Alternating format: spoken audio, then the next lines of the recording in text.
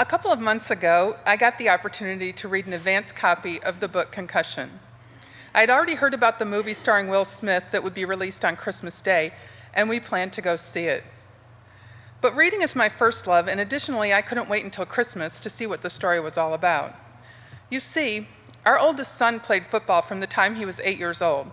To our knowledge, he had sustained 5 concussions by the time he had a career-ending neck injury his sophomore year of college. The book was a fascinating read. I couldn't put it down once I began. In fact, I stayed up all night reading it until it was finished. Did you know that a helmet can't protect the brain against a concussion? Oh, sure, it'll keep the skull from being fractured in a hard hit, but the brain is suspended in fluid, and when the hit happens, the brain bangs around inside of the skull, causing the concussion. Even the fluid it sits in cannot protect it from this action. We watched the movie several weeks after its Christmas release. As the day grew closer, I knew that watching the movie was going to be emotional for me, and I just wasn't ready to watch it. In the movie, Will Smith plays Dr. Bennett Amalu, the forensic pathologist who discovers chronic traumatic encephalopathy, or CTE. He discovers CTE first in former Pittsburgh Steelers lineman Mike Webster's brain. After studying more former NFL players, he knows he needs to take his findings to the NFL. Dr. Amalu, a Nigerian with no real knowledge of American football or the $8 billion NFL entertainment industry, is shocked that they don't want to hear the truth. CTE causes mental issues in its sufferers, often leading to suicide, and it's hard to hear that, especially when you're the mom of a child who played football and, for most years, on both sides of the defensive and offensive lines. When you're the mom of a former player who had at least 5 concussions and you were told, "It's only a concussion. He just got his bell rung."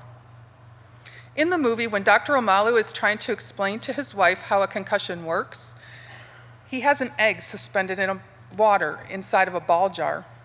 He then shakes it really hard and says, "It's like this." And that's why, as I sat there in the early morning hours after finishing the book, my overwhelming feeling was, oh my gosh, I'm a child abuser. So much guilt. Our son was an amazing football player, big, strong, fit, and fast. When he was a junior in high school, he was one of the most sought-after recruits his high school had ever seen.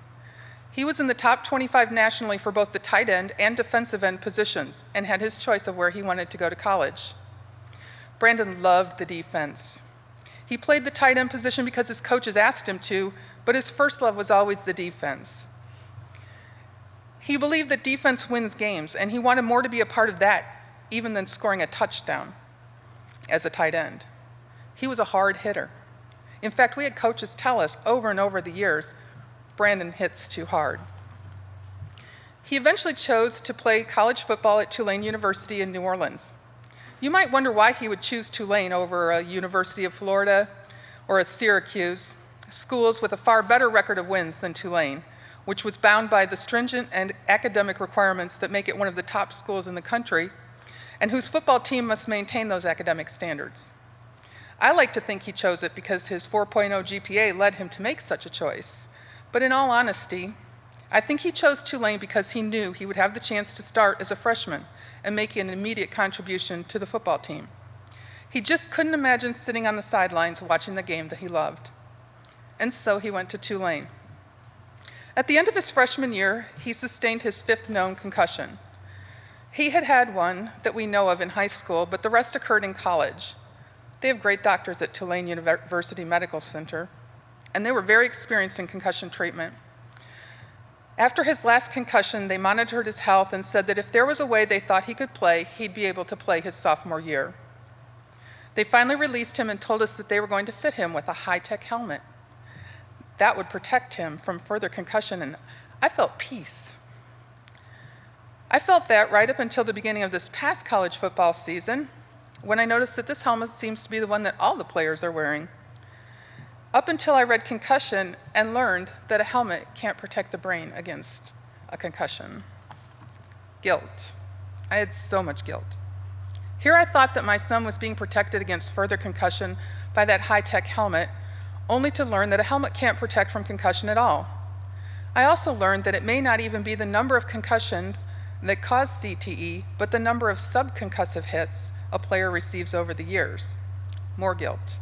As a player who played the line on both sides of the ball from the time he was 8 until his senior year in high school, he was part of those subconcussive hits on every play of every game he was ever in. I now believe that his career-ending neck injury was a blessing in disguise. When you're a mom, you try to do what's best for your kids. As a mom of an incredible athlete, I worked hard to make sure that he could continue to play the game that he loved and earn a full-ride scholarship to college. When you're in the throes of this pursuit, you realize that everything is important. You don't want your son injured because then he'll miss the game that he needs to be a part of in order to earn that scholarship. Did we push him too fast to get back to playing? Was the proper time taken for him to recover? I just don't know. So much more is known now about concussions and their effects. I know that my son had tremendous headaches after college. He may still have them, but he hasn't talked to us in 5 years. He exhibits many of the signs of CTE, but they are unable at this point to diagnose CTE until after death, when they can examine the brain in the laboratory. Since reading the book, there is so much that I want to ask my son, and I pray that one day he will realize that we love him and will return to our family. Until that time, I have let him go. I sent a copy of the book to his mother-in-law, and I asked her to please read it or see the movie, that it's important.